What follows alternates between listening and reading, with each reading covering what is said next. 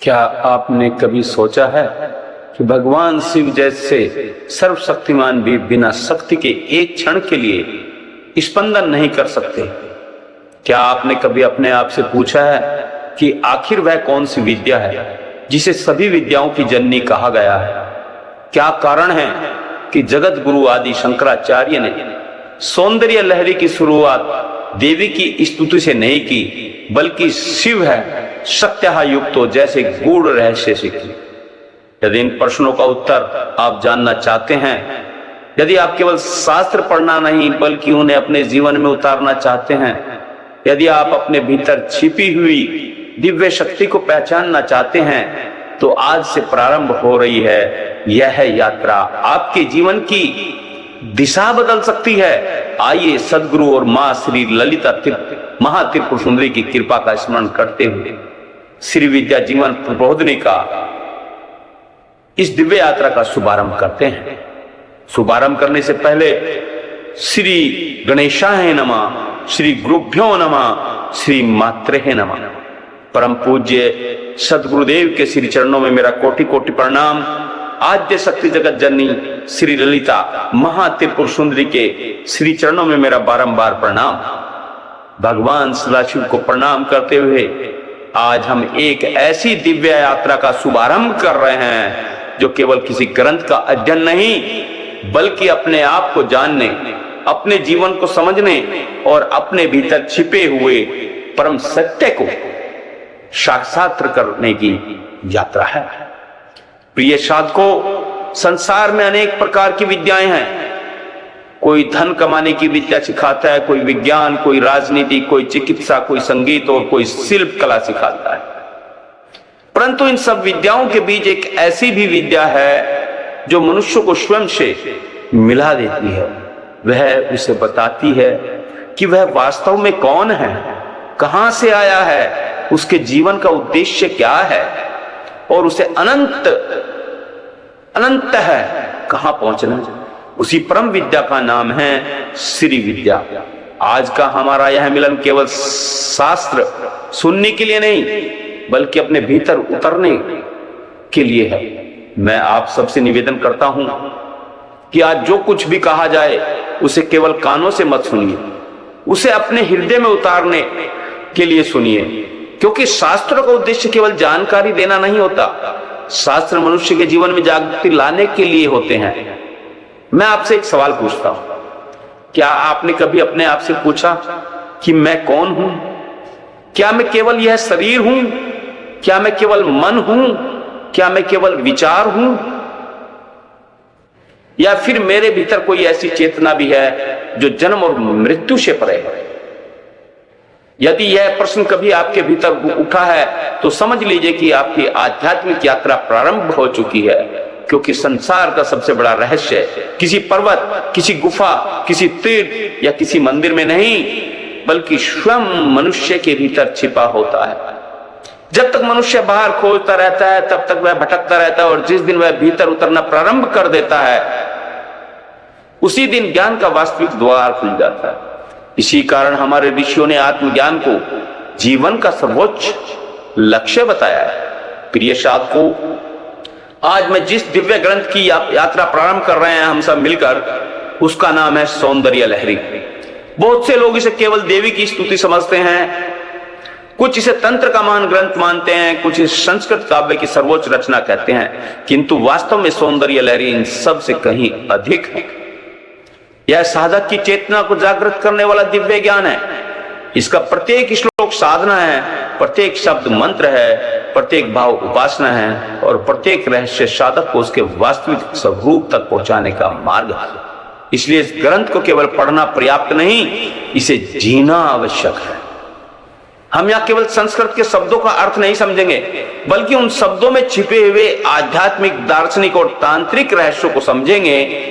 हम जानेंगे कि शिव क्या है, शक्ति क्या है, चेतना क्या है, स्पंदन क्या है और श्री विद्या क्या है, और मनुष्य का वास्तविक स्वरूप क्या है। यदि संपूर्ण यात्रा के अंत तक आपके भीतर थोड़ा भी प्रकाश जाग गया, यदि आपका मन पहले से अधिक शांत हो गया, यदि आपके भीतर ईश्वर के प्रति प्रेम, गुरु के प्रति श्रद्धा और जीवन के प्रति जागरूकता बढ़ गई तो समझिए कि यह यात्रा सफल हो गई।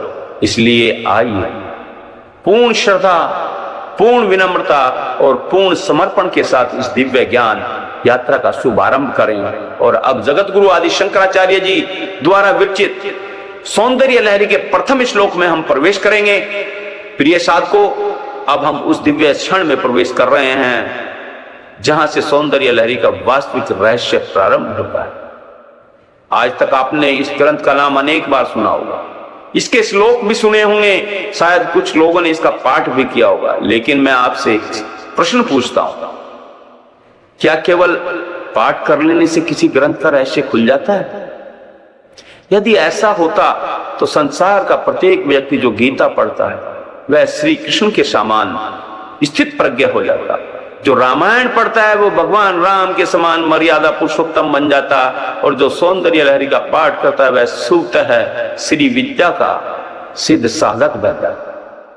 लेकिन ऐसा नहीं होता। इसका कारण यह है कि शास्त्र केवल पढ़ने की वस्तु नहीं है, वे अनुभव करने की वस्तु है। जब तक शब्द हृदय में नहीं उतरते तब तक वे केवल शब्द बने रहते हैं, और जिस दिन वही शब्द अनुभव बन जाते हैं उसी दिन साधना प्रारंभ होती है। इसलिए आज हम केवल श्लोक का अर्थ नहीं करेंगे बल्कि उसके भीतर उतरने का प्रयास करेंगे। आइए श्रद्धा और एकता के साथ, एकाग्रता के साथ सौंदर्य लहरी के प्रथम श्लोक का स्मरण करें। शिवः सत्यायुक्तो यदि भवति सत्य प्रविविन्तुं न चेद्वं देवो न खलु कुशलः स्पन्दितुमपि अतस्त्वामाराध्यां हरिहरवृक्षादिभिरपि प्रणन्तु स्तोतुं वा कथं कृत्य पुण्य पर्वते। प्रिय साधकों, यह केवल 4 पंक्तियों का एक संस्कृत श्लोक नहीं है, यह संपूर्ण श्री विद्या का प्रवेश द्वार है। इस एक श्लोक के भीतर वेदांत भी है, तंत्र भी है, योग भी है, भक्ति भी है और संपूर्ण सृष्टि का रहस्य भी छिपा हुआ है। अब मैं आपसे एक सवाल और पूछता हूं, यदि भगवान शिव स्वयं महादेव हैं, देवों के देव हैं, अनंत है, पूर्ण है, तो फिर आदि शंकराचार्य यह क्यों कह रहे हैं कि शक्ति के बिना वे स्पंदन तक नहीं कर सकते? क्या यह केवल काव्य है? क्या यह केवल देवी की महिमा का वर्णन है, या फिर इसके भीतर कोई ऐसा रहस्य छिपा है जिसे समझे बिना न शिव को समझा जा सकता और न शक्ति को? यही वह स्थान है जहां से श्री विद्या प्रारंभ होती है, क्योंकि श्री विद्या हमें किसी एक देवता की उपासना तक सीमित नहीं करती, बल्कि हमें उस शाश्वत सत्य तक ले जाती है जहां शिव और शक्ति अलग नहीं रहते, जहां चेतना और ऊर्जा एक हो जाते हैं, जहां सृष्टि और सृष्टिकर्ता का भेद समाप्त हो जाता है। यही कारण है कि आदि गुरु शंकराचार्य जी ने इस ग्रंथ का प्रारंभ किसी प्रार्थना या आशीर्वाद से नहीं, बल्कि इस महान सिद्धांत से किया कि शिव और शक्ति का मिलन ही संपूर्ण सृष्टि का आधार है।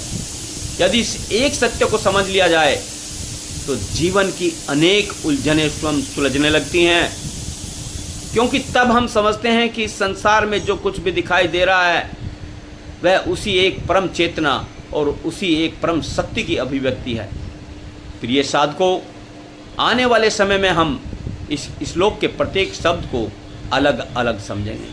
हम जानेंगे कि शिवः का वास्तविक अर्थ क्या है, सत्यः किस शक्ति की ओर संकेत करती है, युक्तः का आध्यात्मिक रहस्य क्या है, और स्पन्दितुमपि शब्द के पीछे संपूर्ण कश्मीर शैव दर्शन और श्री विद्या का कितना गहन विज्ञान छिपा हुआ है। लेकिन आज इतना समझ लीजिए कि यदि आपने इस प्रथम श्लोक को सही प्रकार से समझ लिया तो सौंदर्य लहरी का आधा रहस्य आपके सामने स्वयं प्रकट होने लगेगा। इसलिए किसी भी प्रकार की जल्दबाजी मत कीजिए। इस यात्रा में हम शब्दों को नहीं, सत्य को खोजेंगे। हम अर्थ को नहीं, अनुभव को प्राप्त करने का प्रयास करेंगे। और हम केवल ज्ञान एकत्र नहीं करेंगे, बल्कि अपने भीतर उस चेतना को जागृत करने का प्रयास करेंगे जिसके लिए हमारे ऋषियों ने इस अमूल्य परंपरा की स्थापना की। अब आगे बढ़ते हुए हम उस प्रश्न का उत्तर खोजेंगे जो हर साधक के मन में उठता है। आखिर श्री विद्या क्या है? वहीं से हमारी यात्रा का अगला अध्याय आरंभ होगा। प्रिय साथियों, अब तक हमने यह समझा कि सौंदर्य लहरी केवल एक स्तोत्र नहीं बल्कि संपूर्ण श्री विद्या का प्रवेश द्वार है। हमने यह भी जाना कि इसके प्रथम श्लोक में ही आदि गुरु शंकराचार्य ने शिव और शक्ति के अद्वैत रहस्य का उद्घाटन कर दिया है। लेकिन अब एक प्रश्न स्वाभाविक रूप से हमारे सामने खड़ा होता है, आखिर श्री विद्या है क्या? आज इस शब्द का बहुत प्रयोग होता है। कोई इसे पंचदशी मंत्र कहता है, कोई इसे षोडशी मंत्र कहता है, कोई श्री चक्र की उपासना, कोई तंत्र की सर्वोच्च साधना और कोई इसे अत्यंत गुप्त परंपरा मानता है। इन सभी बातों में सत्य का अंश अवश्य है, किंतु यदि केवल इतना ही श्री विद्या होती तो इसका महत्व केवल कुछ विशेष साधकों तक सीमित रह जाता। वास्तव में श्री विद्या उससे कहीं अधिक व्यापक, कहीं अधिक गहन और कहीं अधिक दिव्य है। श्री का अर्थ केवल धन या लक्ष्मी नहीं है। शास्त्रों में श्री का अर्थ मंगल, सौंदर्य, करुणा, समृद्धि, प्रकाश और पूर्णता का वह दिव्य शक्ति जिससे संपूर्ण सृष्टि प्रकाशित हो रही है। और विद्या का अर्थ केवल पुस्तक पढ़ लेना नहीं है। विद्या वह है जो अज्ञान का नाश कर दे, मनुष्य को उसकी वास्तविक स्वरूप का बोध करा दे, जो उसे यह अनुभव करा दे कि वह केवल शरीर नहीं, केवल मन नहीं, केवल विचार नहीं, बल्कि परम चेतना का अंश है। इसलिए जब श्री और विद्या दोनों शब्द एक साथ आते हैं तब उनका अर्थ होता है वह परम दिव्य ज्ञान जो जीव को उसकी मूल चेतना से मिला। यही श्री विद्या है। श्री विद्या कोई धर्म विशेष की संपत्ति नहीं है, न किसी जाति, संप्रदाय या पंथ की सीमा है, न वह किसी सीमा में बंधी हुई है। यह संपूर्ण मानवता के लिए आत्म जागरण का मार्ग है। यह हमें संसार छोड़ना नहीं सिखाती, बल्कि संसार में रहते हुए भी परमात्मा का अनुभव करना सिखाती है। यह हमें भागना नहीं, जागना सिखाती है। यह हमें त्याग का दिखावा नहीं, बल्कि अहंकार का त्याग सिखाती है। यही कारण है कि श्री विद्या के साधक का पहला परिवर्तन उसके भीतर दिखाई देता है। उसकी वाणी मधुर होने लगती है, उसका मन शांत होने लगता है, उसके विचार निर्मल होने लगते हैं और उसके व्यवहार में करुणा आने लगती है। यदि साधना के वर्षों बाद भी क्रोध, द्वेष, ईर्ष्या और अहंकार वैसे ही बने रहे तो समझ लेना चाहिए कि मंत्र का जप तो हुआ पर श्री विद्या भी हृदय में नहीं उतरी। क्योंकि जहां श्री विद्या प्रकट होती है वहां प्रकाश बढ़ता है, अंधकार नहीं वहां प्रेम बढ़ता है, घृणा नहीं वहां विनम्रता बढ़ती है, अहंकार नहीं। इसलिए प्रिय साधकों, इस ग्रंथ को पढ़ते समय मैं आपसे केवल एक प्रार्थना करूंगा कि केवल ये ज्ञान प्राप्त करने के लिए इसे मत पढ़िए, स्वयं को बदलने के लिए पढ़िए। प्रत्येक श्लोक के बाद अपने आप से पूछिए कि यह शिक्षा मेरे जीवन में कहां उतरती है। यदि ऐसा करेंगे तो सौंदर्य लहरी केवल संस्कृत का एक महान ग्रंथ नहीं रहेगी, बल्कि आपके जीवन का मार्गदर्शक बन जाए। और अब जब हम श्री विद्या के स्वरूप की एक झलक पा चुके हैं, तब अगले चरण में हम उस प्रथम शब्द में प्रवेश करेंगे जिससे आदि गुरु शंकराचार्य जी ने यह संपूर्ण ग्रंथ का आरंभ किया, शिव। यह केवल एक नाम नहीं, शिव बल्कि संपूर्ण अस्तित्व का प्रथम रहस्य है। अब हम इसी शिव शब्द के गहन अर्थ को समझने का प्रयास करेंगे। प्रिय साधकों, मेरे दोस्तों, अब हम सौंदर्य लहरी के प्रथम श्लोक के प्रथम शब्द शिव में प्रवेश कर रहे हैं। मैं आप सबसे निवेदन करूंगा कि आज तक आपने शिव के विषय में जो कुछ भी सुना है उसे कुछ समय के लिए एक और रखिए,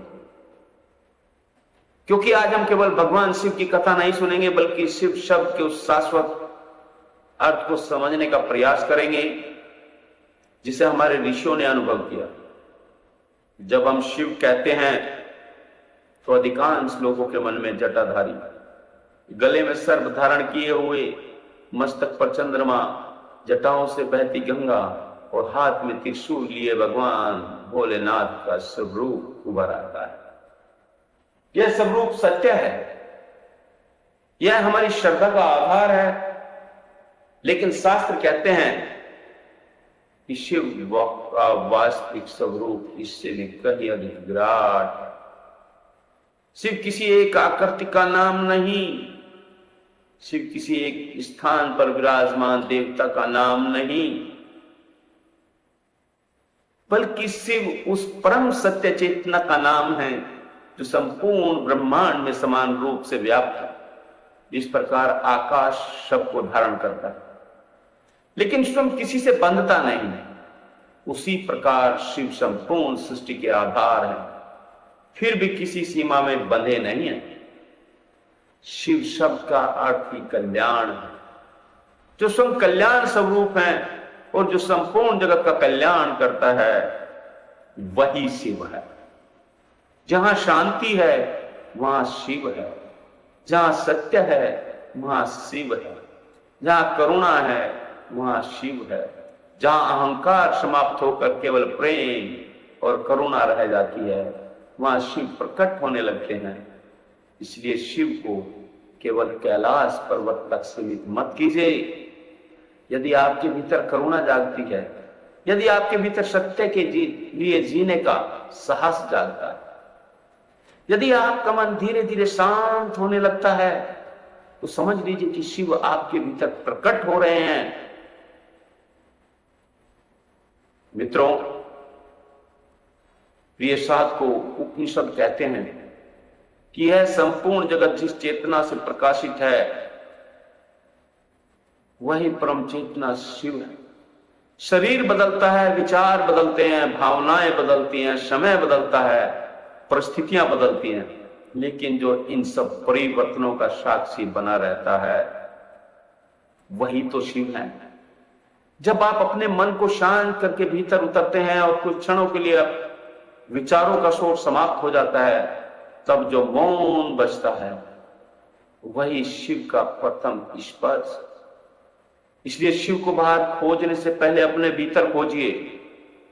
कैलाश की यात्रा महान है, लेकिन उससे भी महान यात्रा अपने अंतःकरण की यात्रा है, क्योंकि जिस शिव को संसार बाहर खोज रहा है वे आपके हृदय में सदा से विराजमान है। यही कारण है कि जगत गुरु शंकराचार्य जी ने अपने प्रथम श्लोक का पहला शब्द शिव रखा है। वे हमें यह बताना चाहते थे कि साधना की शुरुआत चेतना को समझना नहीं, और चेतना को समझे बिना नहीं हो सकती। यदि शिव को नहीं समझा तो शक्ति को भी नहीं समझा जा सकता, क्योंकि शिव बिना शक्ति के व्यक्त नहीं होते और शक्ति बिना शिव के अस्तित्व में नहीं आती। इसलिए तो कहते हैं शक्ति के बिना शिव भी शव है। अर्थात दोनों एक ही सत्य के दो पक्ष हैं। जैसे अग्नि और उसकी ऊष्मा अलग नहीं हो सकते, जैसे सूर्य और उसका प्रकाश अलग नहीं हो सकते, जैसे वैसे ही शिव और शक्ति भी अलग नहीं हो सकते। लेकिन उस रहस्य को हम समझेंगे अगले चरण में, जब हम सत्या शब्द में प्रवेश करेंगे, यानी कि अर्थात शक्ति शब्द में प्रवेश करेंगे। आज इतना ही अपने हृदय में धारण कर लीजिए कि शिव केवल पूजे जाने वाले देवता नहीं, शिव आपके भीतर विद्यमान वह शुद्ध शांत, निर्विकार और अनंत चेतना है, जिसे जान लेना ही जीवन का सबसे बड़ा कल्याण है। और शायद इसी कारण उनका नाम शिव है, जो स्वयं भी कल्याण है और जो संपूर्ण सृष्टि का कल्याण करते हैं। आज का शिक्षित युवा हर बात का तर्क चाहता है और यह उचित भी है। सनातन धर्म कभी तर्क से नहीं डरता, बल्कि सत्य की खोज के लिए तर्क का स्वागत करता है। विज्ञान हमें बताता है कि इस ब्रह्मांड में कुछ भी पूरी तरह स्थिर नहीं है। परमाणु के भीतर इलेक्ट्रॉन निरंतर गतिशील है, ऊर्जा प्रवाह चलता रहता है, आकाश गंगाएं गतिमान है, पृथ्वी अपनी धुरी पर भी घूम रही है और सूर्य की परिक्रमा भी कर रही है। अर्थात संपूर्ण ब्रह्मांड गति और ऊर्जा से भरा हुआ है। लेकिन विज्ञान यह भी कहता है, बताता है कि हर गति के पीछे कोई ना कोई आधार या नियम जरूर होता है। आध्यात्म उसी आधार को चेतना कहता है। श्री विद्या की भाषा में उस शुद्ध निरपेक्ष चेतना को शिव कहा गया है और उस चेतना की अभिव्यक्ति होने वाली शक्ति को शक्ति कहा गया है। यह समझने के लिए एक छोटा सा उदाहरण लें। बिजली अपने आप दिखाई नहीं देती, लेकिन जब वह बिजली पंखा चलाती है, बल्ब जलाती है, तब कंप्यूटर को शक्ति देती है, तब उसका प्रभाव दिखाई देता है। उसी प्रकार शिव शुद्ध चेतना है और शक्ति उसी चेतना की क्रियाशील अभिव्यक्ति है। मतलब शक्ति उस चेतना की क्रियाशील अभिव्यक्ति है। यह केवल धार्मिक विश्वास नहीं, बल्कि अस्तित्व को देखने का एक दार्शनिक दृष्टिकोण है। इसलिए जब शास्त्र कहते हैं कि शिव बिना शक्ति के स्पंदित नहीं होती, तो उसका अर्थ यह नहीं कि शिव में कोई कमी है। उसका अर्थ यह है कि चेतना जब तक शक्ति के रूप में अभिव्यक्त नहीं होती, तब तक सृष्टि का प्रकट रूप दिखाई नहीं देता। यही कारण है कि श्री विद्या में शिव और शक्ति को दो नहीं, एक ही परम सत्य के दो अभिन्न आयाम माना गया है। मित्रों, आज की यह दिव्य ज्ञान यात्रा आपको पसंद आई हो, यदि आपको इससे कुछ नया सीखने और समझने का अवसर मिला हो, तो इस वीडियो को लाइक करें, अपने परिवार और मित्रों के साथ शेयर करें। और यदि आपने अभी तक हमारे चैनल को सब्सक्राइब नहीं किया, तो अभी सब्सक्राइब कर लें। साथ ही बेल आइकन को भी अवश्य दबा दें, ताकि श्री विद्या जीवन प्रबोधिनी की अगली कड़ी की सूचना सबसे पहले आप तक पहुंच सके। अगले भाग में हम सत्य अर्थात शक्ति शब्द के उस दिव्य रहस्य को जानेंगे, समझेंगे, जिसके बिना शिव का अर्थ पूर्ण नहीं होता। तब तक मेरी मां श्री ललिता, मां त्रिपुर सुंदरी और भगवान सदाशिव और सदगुरुदेव की कृपा आप सभी पर बनी रहे, मेरी यही प्रार्थना है। जय श्री मात्रे नमः। हर हर महादेव।